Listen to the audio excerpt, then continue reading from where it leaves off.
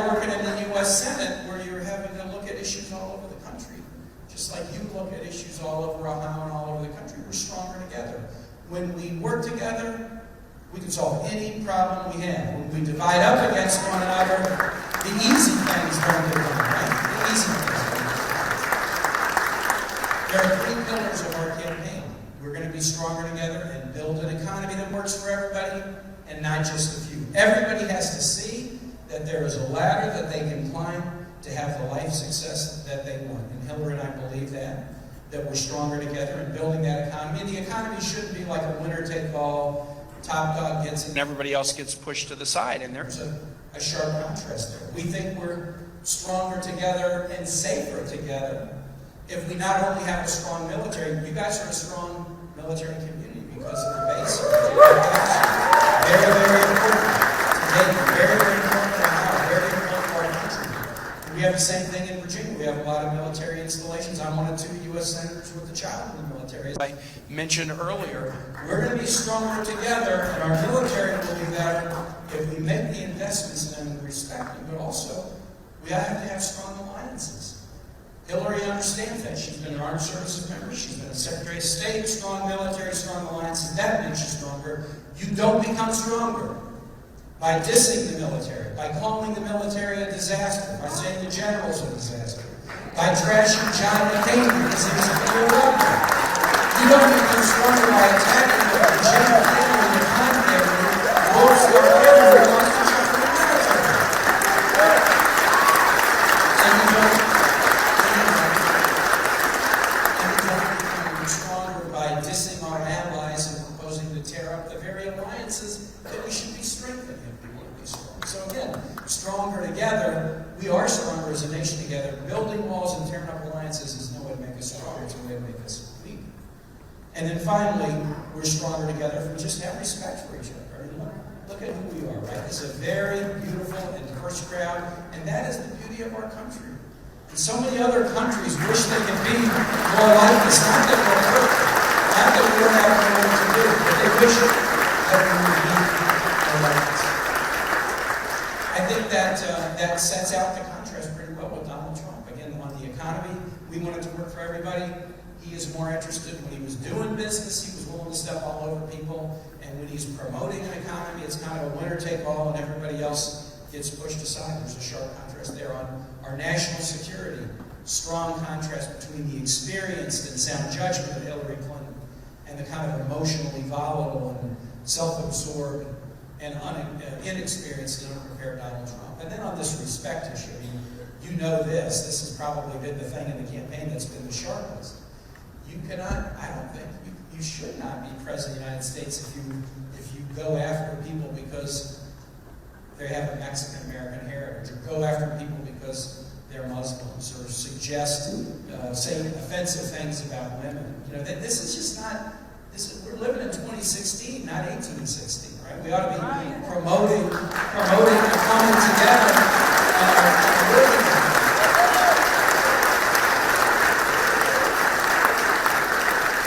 Hillary and I have a lot of plans. I'm going to spend the rest of my time today talking about one really important thing, which is education and the affordability of college. But we've got a lot of plans on things. We think we owe you the respect of, if we're running, we should tell you what we want to do, and we should tell you how we're going to pay for it, and what it will mean.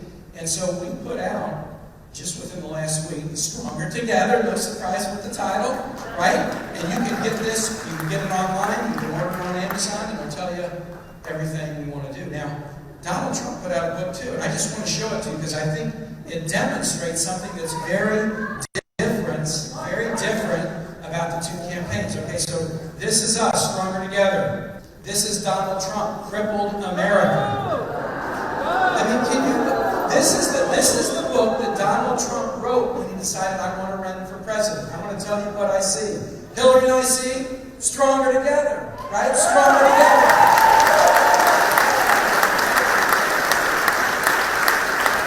Donald Trump, Crippled America. Look at that book. It's like he just swallowed lemons. I think I know something about leadership, and I do.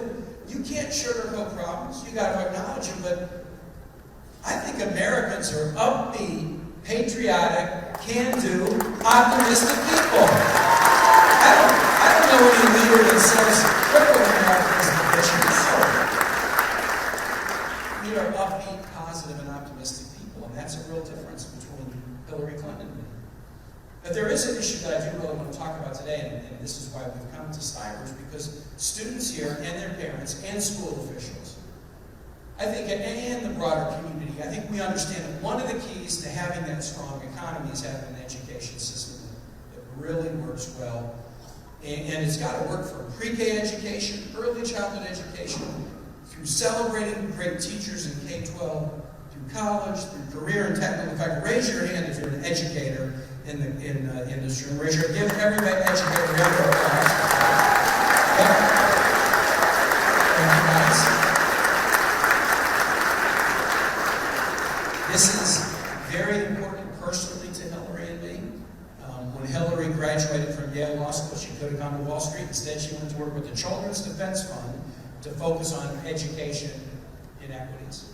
When I was in the middle of law school, I took a year off to go run a Jesuit technical school in Honduras, teaching kids to be welders and carpenters. I'm a huge fan of the trades and career and technical training. My wife, Kaine, who was full-time on the campaign trail, was Secretary of Education in Virginia, stepped down to work full-time for Hillary Clinton. So these education issues are deeply personal to us. And one of the ones that is the most challenging right now is the cost of college. So I'm seeing some high school students right here. And Rosalia talked a little bit about it. I mean, if you are in high school, or if you're the parent or guardian or grandparent of a high schooler, this is something that's causing some significant concerns. I was the oldest of three. When I decided to go to high school, at that point in my family's life, it wasn't a simple proposition to figure out how to afford it. But that was 1976. It was a lot easier then than it is now. Because the cost, the percentage of a family's income that has to go to pay for college has really gone up. Beginning in the mid-1980s, it really started to take off. And so, and I know this, I'm one semester away of finishing paying for college for my three kids. So I'm a really happy guy. I'm a really happy guy. But I see how much has changed since I was there. I see how much has changed. And Hillary and I, my wife Ann, we know kind of what you're grappling with and we want to help. And that's why we made a very ambitious pledge as part of Stronger Together. And that is basically with respect to higher education. And Hillary had worked on this significantly with Bernie Sanders. And the idea is this, is we want to make college in America debt-free for everybody. Debt-free. Debt-free.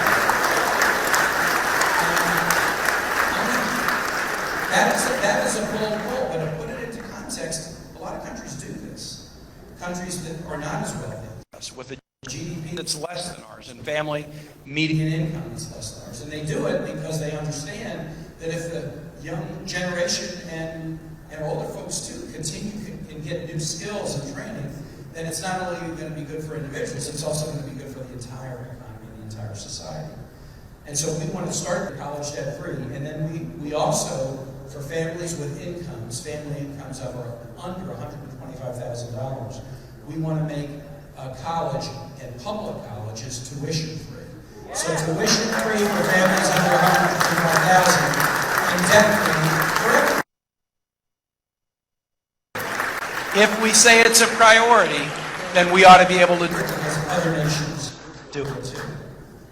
And then what about the students who already have debt? Right now, the total amount of debt is higher on student loans than the total amount of credit card debt. So this is a significant, huge issue. People are paying their student loan debts into their 40s. Some get additional debt for grad school and find that they're still paying student loan debts when they start getting Social Security and Medicare, and they're still paying off debts along the way.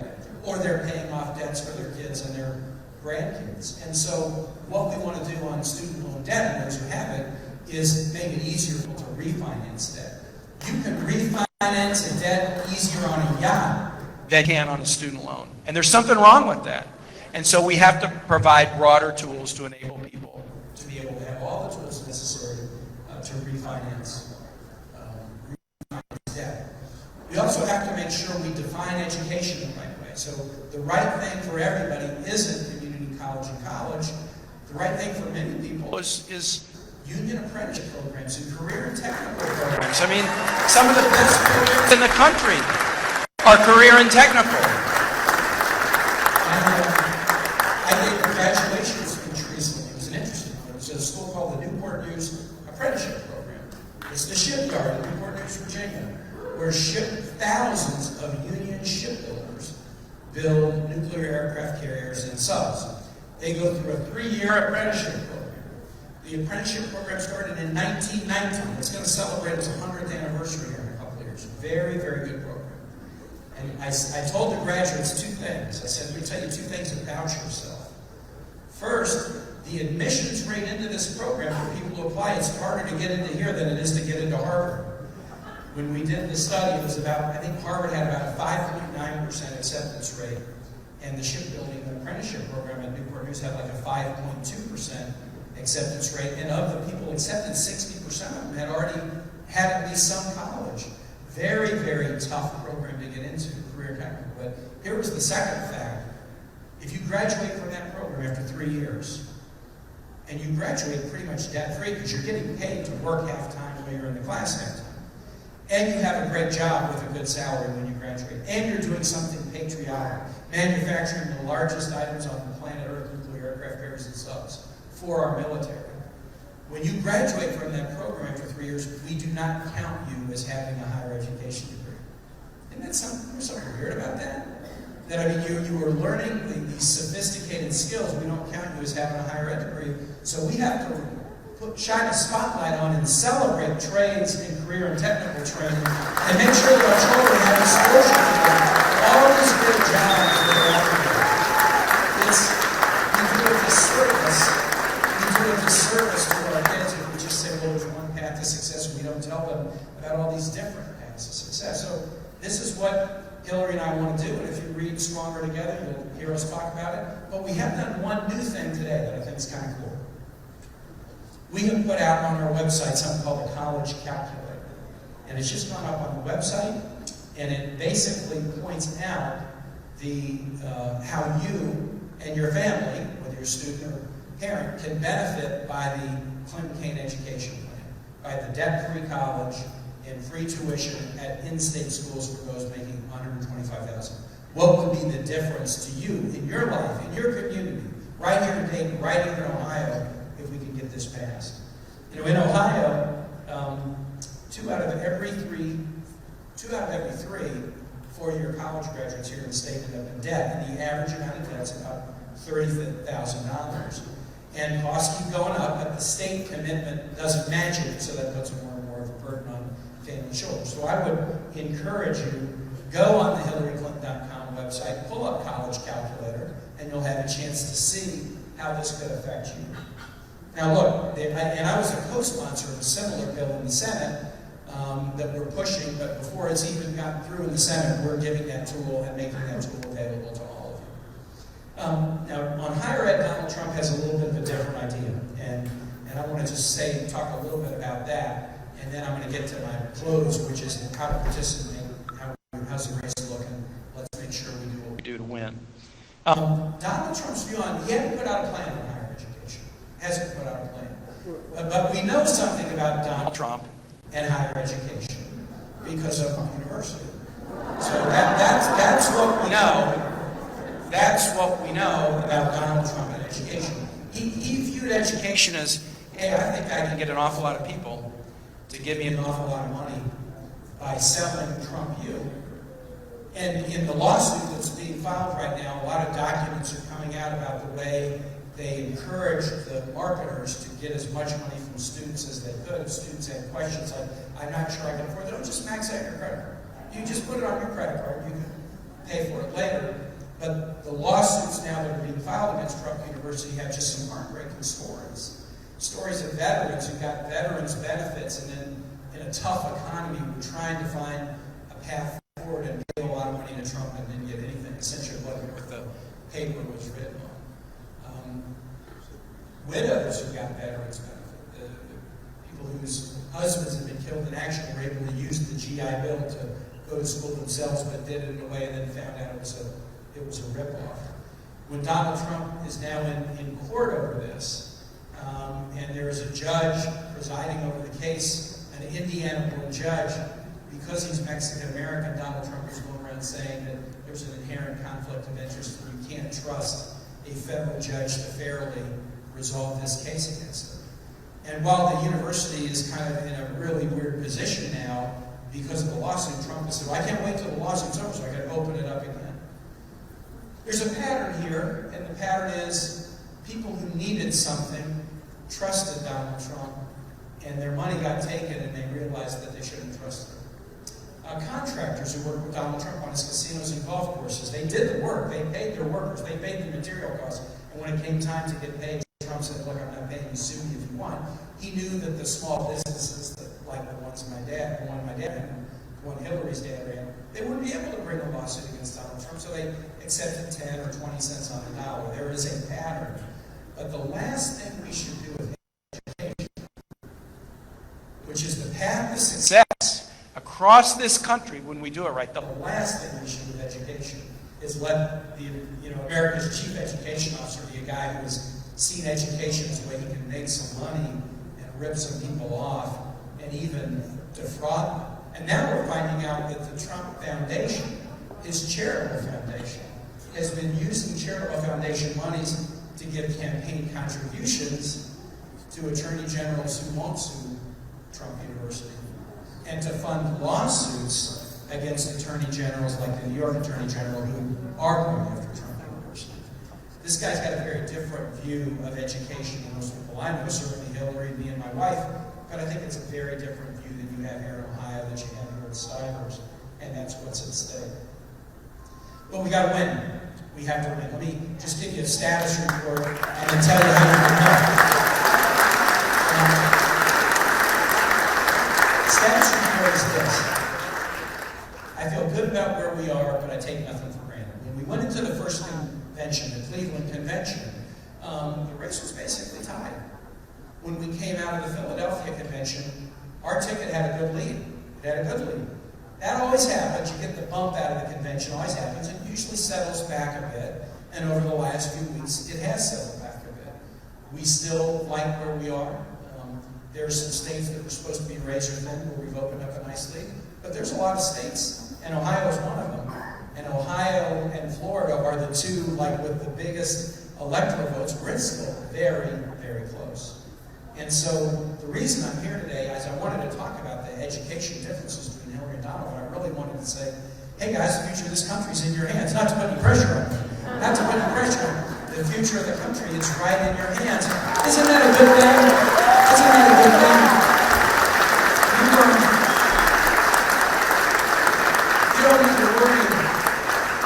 You don't need to worry about other states. All you need to worry is about what's right in your hands, Ohio. The ability to choose the next president, the ability to decide whether are we stronger America, stronger together America, or crippled America. That's a choice that you get to make. And you have a unique ability to do it as individuals, by organizing and by volunteering. Just real quick, I know you probably watch TV and Governor Strickland sees this. You see the negative ads on TV, right? They just that after Citizens United, it just opened up a floodgate, and so now you see negative ads, you don't even know who's running them, and that's what you see. But what's happening is citizens are kind of turning off to that. I mean, did any of you kind of find the onslaught of ads to be kind of a turnoff?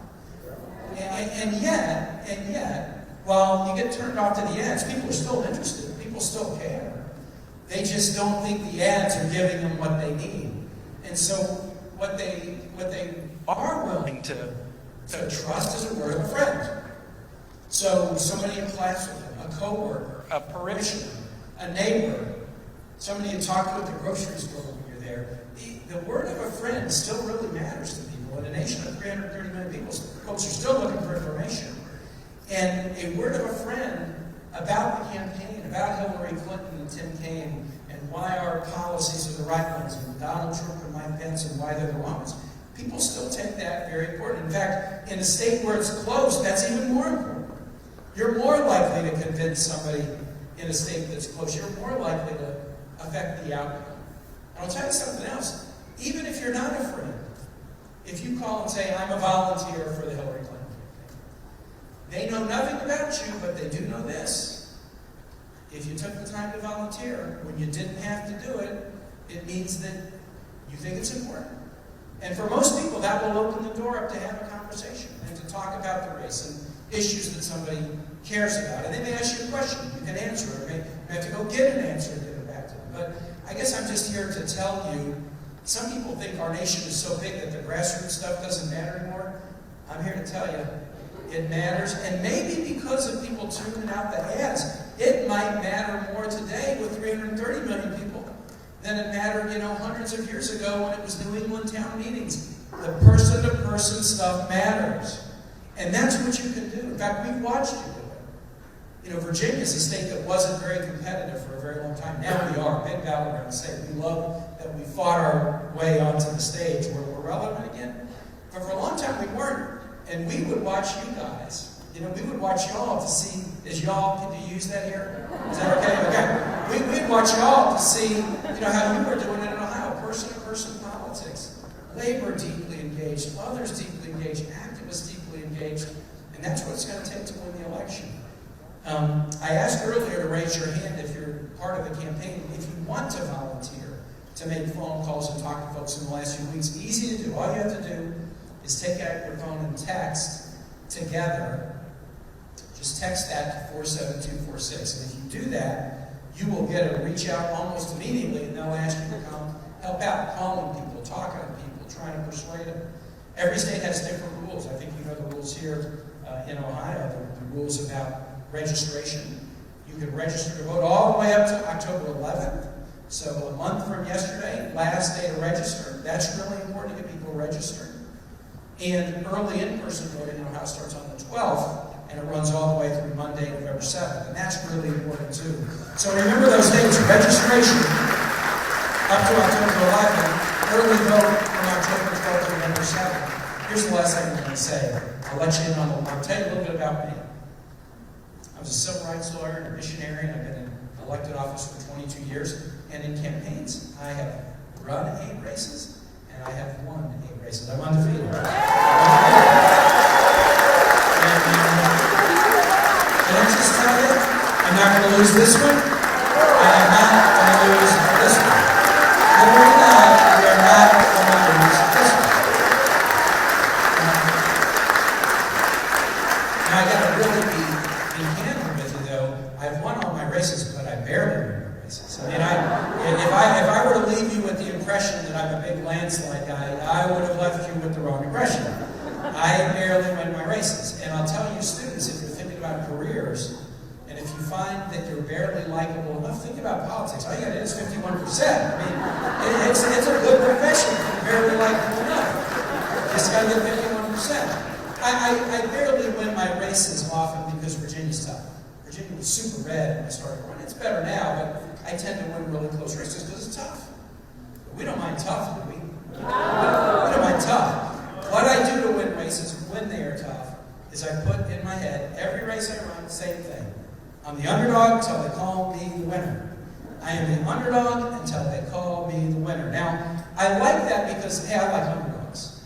And I think a lot of us probably gravitate toward the Democratic side because we sort of like underdogs. That's kind of we're kind of good Samaritan people. I mean, if I can use that lesson from my own church, where somebody who's had trouble beaten outside of the road, we're not the ones who are just passing by and acting like nothing happens. We are the ones who tend to pass by and stop and say, hey, can we help out? We're kind of for the underdogs. If we weren't for the underdogs, we would have fought to get uninsured people health insurance, right? And we did fight, and they do have it because we fought for the underdogs. So it's not